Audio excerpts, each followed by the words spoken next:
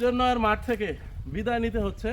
দীর্ঘ 3টা রাত এখানে রাত্রি যাপন করেছি, বাচ্চাদের সাথে মিশেছি, খেলাধুলা করেছি, এই আম্রকাননে ক্রিকেট ফুটবলে মেতেছিলাম।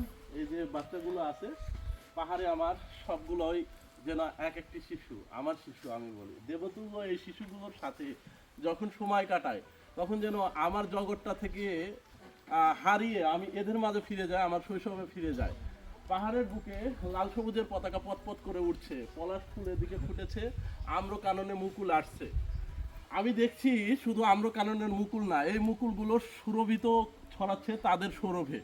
একদিন এই লাল সবুজের ভূখণ্ডে এক একজন ফুল থেকে, এখন যে কলি হয়ে আছে, কলি থেকে ফুল হয়ে ফুটবে এবং সুবাস ছড়াবে পুরো বাংলাদেশে। লাল সবুজের পতাকাটা স্যালুট জানাচ্ছে সবাই।